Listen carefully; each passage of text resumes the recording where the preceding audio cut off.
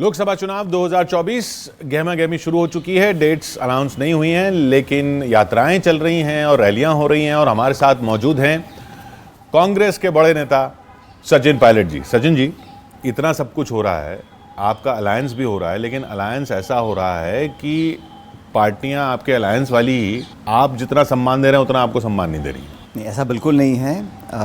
जब नेगोशिएशंस होते हैं, हर पॉलिटिकल पार्टी अपना स्पेस को प्रोटेक्ट करना चाहती है, और कभी कभी अलायंस में डिस्कशंस में कुछ खट्टी मीठी बातें हो जाती हैं, लेकिन खट्टी ज़्यादा हो रही है। नहीं, एंड में अच्छे परिणाम आएंगे। हमारी एक अलायंस की घोषणा हो चुकी है, बाकी बहुत जल्द होने वाली है, और लगभग 2 दर्जन पार्टियां हमारे अलायंस के अंदर हैं।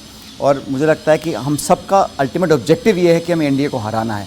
तो छोटा मोटा गिव एंड टेक होगा, कॉम्प्रोमाइज़ भी होगा, लेकिन एंड में जो परिणाम आएगा वो बेहतर होगा इंडिया अलायंस के लिए भी और देश के लिए भी। जो इंडिया अलायंस शुरू किया नीतीश जी ने, वो खुद ही चले गए अब उनकी अलग, वो तो पहली बार तो गए नहीं हैं, वो तो लगातार आते जाते रहते हैं। लेकिन जो बाकी हमारे पार्टनर्स हैं मजबूती के साथ खड़े हैं, और हम सबका जो कॉमन ऑब्जेक्टिव लक्ष्य है वो है कि यहाँ पर एक इंडिया की सरकार हटाकर इंडिया सरकार बनानी। और आपके जो साथी, अपने साथी, आपके युवा साथी, आपके साथ जो फोटो में दिखते थे राहुल गांधी के साथ, वो जो छोड़ के चले गए? जिसको जाना है वो चला गया, और हर व्यक्ति को ये छूट होती है निर्णय लेने का, किस पार्टी किस विचारधारा में काम करना है।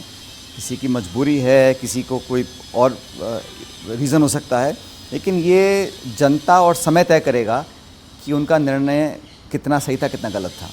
गलत हो सकता है उनका, आपको लगता है उनका निर्णय गलत था? मैं नहीं कह रहा हूँ, उनका निर्णय है और सबके सामने है। लेकिन कई तो चीफ मिनिस्टर बन गए छोड़ के। चुनाव से पहले बहुत सारे लोग पार्टियां छोड़ते हैं, पार्टियों में आते हैं, लेकिन मुझे लगता है कि अल्टीमेटली पब्लिक ही निर्णय करती है कि आपने सही किया, गलत किया। सवाल ये होना चाहिए कि जनता किसको चुनेगी, किन मुद्दों पर चुनेगी।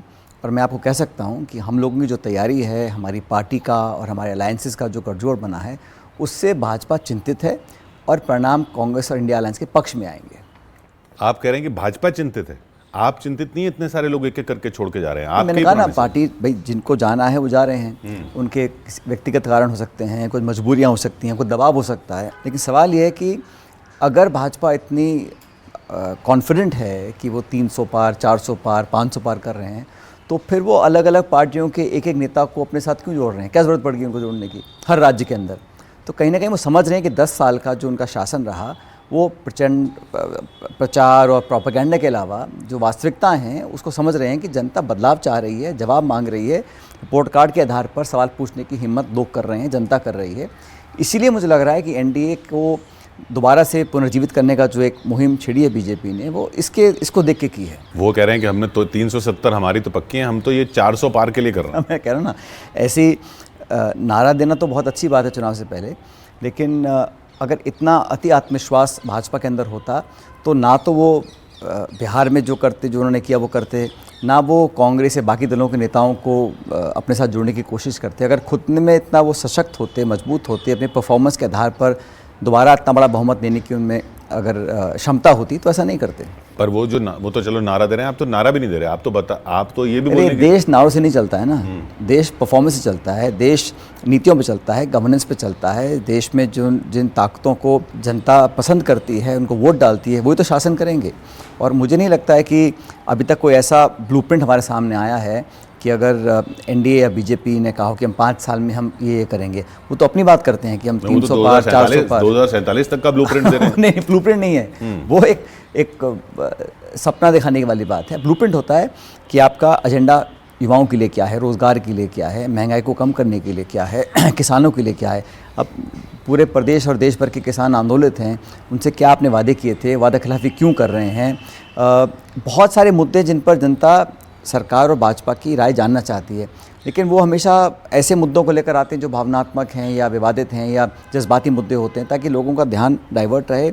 और वो जो मेन मुद्दे हैं, महंगाई का, बेरोज़गारी का, कृषि का, निवेश का, चिकित्सा का, सड़क निर्माण का, गांव के अंदर, मतलब एक तो होता है प्रचार करना, एक प्रोपेगेंडा, एक होता है वास्तविकता में धरातल पे हकीकत क्या है। क्या 10 साल पहले जो लोगों की ज़िंदगी थी आज वो बेहतर हो पाई है? क्या हमारे देश में अमीर गरीब की खाई बढ़ी है, कम हुई है? क्या शिक्षित बेरोजगारों को नौकरी मिल रही है? क्या आपने जो वादे अपने मैनिफेस्टो में किए थे भाजपा ने अलग अलग राज्यों में, क्या वो पूरे कर पाए हैं? इन मुद्दों पर चुनाव होना चाहिए, ना कि किस व्यक्ति ने कौन से पार्टी को क्या बोला या 2047 का क्या नारा दिया। मैं समझता हूँ वो जनता सब समझ रही है। आप ये बात कर रहे हैं हकीकत क्या है, धरातल क्या है? हकीकत तो ये है ना, अभी आप ही के प्रदेश में चुनाव हुआ, आप गवर्नेंस की बात कर रहे हैं, गवर्नेंस आपने की, आप मुद्दे लेकर गए यही वाले, आप तो हार गए। आप क्यों हार गए फिर? हर राज्य में अलग परिस्थिति होती है और आप बिल्कुल ठीक कह रहे हैं, और अपनी हार को स्वीकार करना कोई कमजोरी नहीं है। हम मध्य प्रदेश में, छत्तीसगढ़ में, राजस्थान में चुनाव में तीनों चुनाव हारे। हमें उम्मीद थी हम सरकार बना पाएंगे, नहीं बना पाए। लेकिन राजस्थान में जो हार का अंतर है वो 1 या 1.5% है। ये छत्तीसगढ़ में हाल है, 1% का डिफरेंस है वोट शेयर का भाजपा कांग्रेस में। लेकिन हम हिमाचल प्रदेश जीते हैं, हम तेलंगाना जीते हैं, हम कर्नाटक जीते हैं। तो ऐसा नहीं है कि भाजपा की हर जगह जो डबल इंजन का जो नारा देते हैं वो कामयाब होता है। और बीजेपी या किसी और दल को हराने की क्षमता कांग्रेस पार्टी में है। हम 1 चुनाव 2 चुनाव हार जाएं, जीत जाएं, इससे भविष्य तय हो जाएगा, ऐसा भी नहीं है। राजस्थान आप हारे, क्या ये आंकलन गलत है कि आप आपस में ही लड़ते रहे इसलिए हारे? अशोक गहलोत ने आपको निकम्मा, नाकारा, गद्दार कहा। अब उनके ही साथी पार्टी छोड़ के जा रहे हैं जो उनके साथ थे, महेंद्रजीत मालवीय जी। आप तो गद्दार थे और वो उनके साथ थे, वो ही पार्टी छोड़ के जा रहे हैं। अब देखो, अतीत में मैं नहीं जाना चाहता हूँ किसने क्या बोला, नहीं कहा, किन शब्दों का प्रयोग किया, वो सब बात पुरानी हो गई है। और मुझे तो, जैसा मैं बार बार कह चुका हूँ, मुझे राहुल गांधी जी, खड़गे जी ने कहा कि भूलो और माफ़ करो और आगे बढ़ो। और आपने माफ़ कर दिया अशोक गहलोत को? मैंने, देखो, हमने प्रदेश हित में, पार्टी हित में, देश हित में ये कहा कि हम चुनाव जीतेंगे तो भाजपा को हम रोक पाएंगे। और चुनाव जीतना बहुत इंपॉर्टेंट है हमारी पार्टी के लिए। 30 साल से राजस्थान में हम कभी दोबारा चुनाव जीते ही नहीं। हम चुनाव लड़ते हैं, 200 सीटों की विधानसभा है, कभी 20 पे आते हैं, कभी 50 पे आते हैं। तो इस बार हमें लगा था हम मेहनत करके चुनाव में दोबारा जीत हासिल कर सकते हैं। दुर्भाग्यवश वो नहीं हो पाया। फिर भी हमारी परफॉर्मेंस ठीक थी, हम लगभग 70 हमारे जीत के आए, MLA जीत के आए। लेकिन जो हो गया वो तो पीछे निकल गया ना। आने वाला समय लोकसभा चुनाव का है, उसके लिए हम लोग मिलकर मजबूती से तैयारी कर रहे हैं। उसमें वो कारण नहीं था आपको दरकिनार करना? देखिए, कोई किसी को दरकिनार नहीं कर सकता है, और कोई एक व्यक्ति ना तो चुनाव जिता सकता है ना हरवा सकता है। जीत भी पार्टी और टीम की होती है, हार भी पार्टी और टीम की होती है, और इस हार को हमने स्वीकार किया है। हाँ, लेकिन मैं मानता हूँ कि अगर हम कुछ अलग करके देखते इस बार, तो शायद हम दोबारा चुनाव जीत सकते थे, और हम बहुत पीछे भी नहीं रहे। जैसे मैंने कहा, 70 सीटें जीते हैं और 101 का बहुमत है। तो कुछ हम अगर अलग करते, कुछ और थोड़ा प्रयास करते, तो शायद हम चुनाव जीत जाते। बहरहाल चुनाव, जैसे मैंने कहा, जीत भी सबकी और हार भी सबकी। आपने कहा कि पिछली बार जब आप हारे थे, आप पूरी यात्रा वगैरह लेकर गए, पूरे राजस्थान में सब जगह गए और फिर आपने जीत हासिल की। आप उसमें प्रदेश अध्यक्ष थे। रेवंत रेड्डी ने भी यही किया। रेवंत रेड्डी एक एग्जाम्पल है कांग्रेस के सामने कि ओल्ड गार्ड के बजाय नए चेहरे को आगे रख के चुनाव जीता जा सकता है। तो पार्टी, चलिए, फेलियर से नहीं सीखती, अपनी सक्सेस से तो सीख सकती है। तो मैं तो, आप जो कह रहे हैं, मैं हमेशा इसका पक्षधर रहा हूँ कि हमेशा नई पीढ़ी के अच्छे नौजवान मजबूत लोगों को हमें आगे लाना चाहिए। जब मैं प्रदेश अध्यक्ष था राजस्थान में, तब मैंने नौजवानों को बहुत मौके दिए। इस बार भी मैंने नौजवानों के लिए बहुत पैरवी करी, उनको टिकट दिलाने की बात करी, और जनता भी पार्टी के इस सकारात्मक निर्णय को पसंद करती है। आप अगर डेटा देखेंगे तो जितने हमने यंग लोगों को टिकट दिया है, उसमें से अधिकांश चुनाव जीत कर आए हैं। तो यंग लोगों को अगर हम लीडरशिप रोल्स में लेकर आते हैं, उनको मौके मिलते हैं, तो पब्लिक पसंद करती है। और ये एक वास्तविकता भी है, देश की नौजवान देश है, यहाँ मजबूत नौजवान लोगों को मौका मिलना चाहिए। अभी ज़ीशान सिद्दीकी ने कहा कि, आपने तरीके की बात की, कहा कि हालांकि वो शहर के ही नेता थे, मुंबई शहर के, लेकिन उन्होंने कहा कि मैं राहुल गांधी की यात्रा में जुड़ना चाहता था, तो मुझसे उनके साथ जो लोग हैं, उन्होंने कहा कि 10 किलो वजन कम करके आइए। इसी तरह की बातें बहुत लोग पहले कह कर गए हैं। जो पार्टी छोड़ के जा रहा है वो कुछ ना कुछ तो बोलेगा ना, उसको कुछ ना वो छोड़ के नहीं जा रहे थे, आपने हटाया उनको क्योंकि उनके फादर छोड़ के चले गए। अरे भाई, वो फादर और सन बेटा एक ही बात है, छोड़ गए। ठीक है, जैसा मैंने कहा, उनका अपना निर्णय होगा, लेकिन पार्टी छोड़ें, अपने कांडों पे छोड़ें। छोड़ते वक्त नेताओं को गाली गलौज करें या उनके बारे में अपशब्द या दुर्भावना फैलाएं, मैं समझता हूँ वो ठीक नहीं है। आपके बारे में तो अपशब्द कहे गए, आप क्यों बने हुए इस पार्टी आप क्यों पीछे पड़े? नहीं, अच्छा, मैं अगर मेरे बारे में कहा था तो सुन लिया मैंने, और मैंने कभी भी रिस्पॉन्ड नहीं किया। मैंने कभी भी अपने से किसी बड़े व्यक्ति का हमेशा आदर ही किया है, कभी मान सम्मान में कमी नहीं रखी। और जो कुछ कहा नहीं कहा वो बात पुरानी हो गई, और जैसे मैंने कहा, मुझे कहा भूलो, माफ़ करो, आगे बढ़ो। मैं जब राजनीति में आया था, कुछ सोच के आया था। मैं राजनीति में आया था तो कुछ करने के लिए आया था। इस देश में बहुत संभावनाएं हैं कुछ करने की। एक सोच होती है, एक आइडियोलॉजी होती है, एक एक विश्वास होता है, तो मैं उस पर अडिग हूँ, उस पर कायम हूँ। ठीक है, कई बार मतभेद हो जाते हैं नेताओं के साथ, साथियों के साथ, लेकिन इसका ये मतलब नहीं है कि आप जिस रास्ते पर निकले थे उससे पलट के कहीं और अब जाना शुरू कर दें। देश सेवा का अगर रास्ता है तो वो दूसरी पार्टियों में भी है, बीजेपी में देश सेवा का रास्ता नहीं है। देखिए, वो डिपेंड करता है आप परिभाषा क्या है।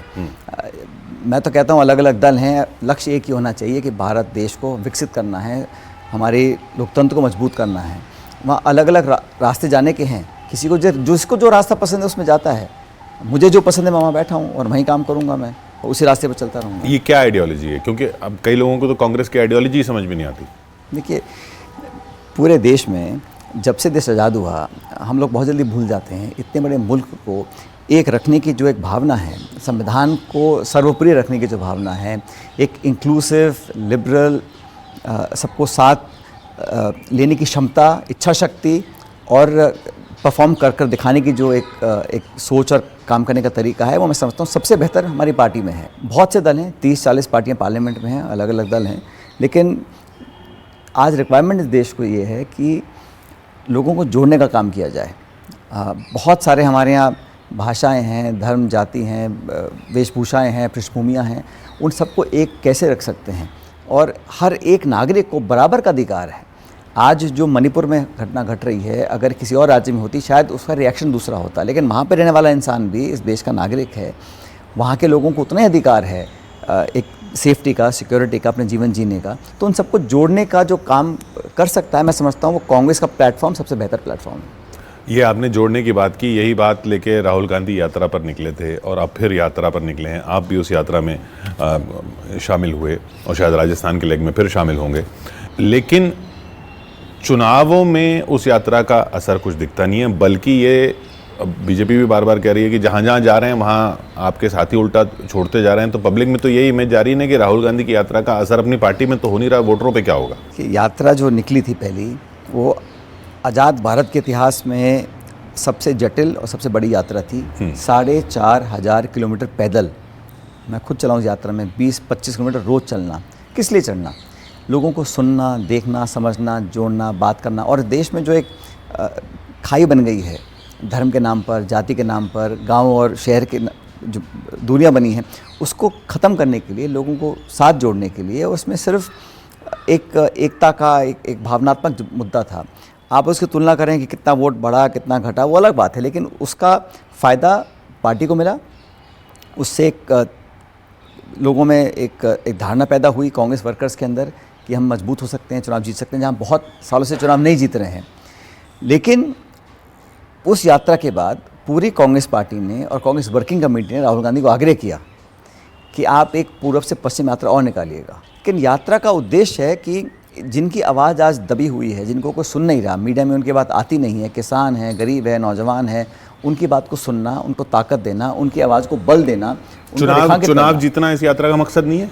इस यात्रा का मकसद चुनाव जीतना नहीं है। इस यात्रा का मकसद लोगों को सुनना और कांग्रेस की विचारधारा को व्यापक बनाना है, निश्चित रूप से। लेकिन उसको आप आकलन करो कि इस बूथ पे गए थे, यहाँ 200 वोट ज़्यादा मिले या कम मिले, ऐसा इस यात्रा का एजेंडा वो नहीं है। उसका लाभ हमको मिला, कम तो नहीं होने चाहिए। चलिए, जुटाने नहीं जा रहे, कम ही होते जा रहे हैं। ऐसा है, जिस राज्य में हम 30-40 साल से पावर में नहीं हैं, यूपी है या बंगाल है या और कोई राज्य है, वहाँ पर आप आंकलन करें कि क्या परिवर्तन आया, क्या नहीं आया, वो गलत होगा।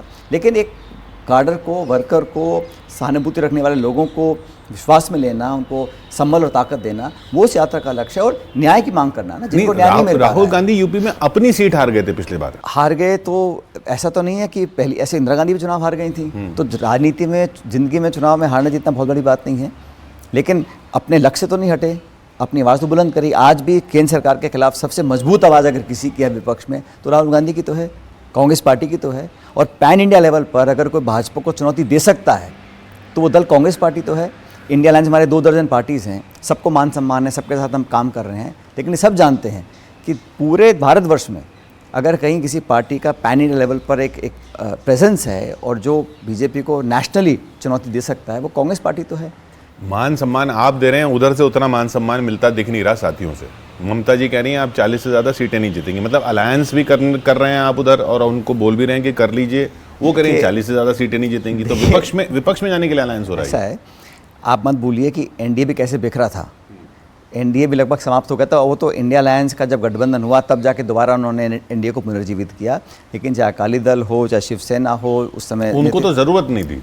एक बात है, लेकिन अलायंस तो टूटा था। हमारे यहाँ पे ठीक है, 2-4 स्टेटमेंट्स आए, वो एक पॉस्चरिंग भी होती है, चर्चा भी होती है, और जो भी हमारे अलायंस पार्टनर्स हैं, अलग अलग दल हैं, अगर हम सारे ही एक साथ बैठ के एक सोच के रखें तो अब एक पार्टी नहीं बन जाते।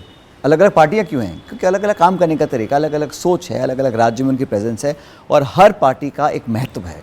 हर पार्टी अपना पॉलिटिकल स्पेस की रक्षा करना चाहती है, तो ये गिव एंड टेक बड़ा जटिल होता है, नेगोशिएशन बहुत समय लग जाता है, कभी कभी किसी को हो सकता है कोई आहत हो जाए किसी स्टेटमेंट से, लेकिन बड़ा लक्ष्य ये है कि हमें मजबूती से एनडीए को हराना है। उस लक्ष्य को लेकर सब साथ आए हैं। हमारा अनाउंसमेंट सपा के साथ यूपी में हो गया और दोनों का बहुत जल्द होने वाला है, और मुझे लगता है जहाँ तक ममता बनर्जी की बात है, वो एक मल्टीपल कई बार इलेक्टेड चीफ मिनिस्टर हैं,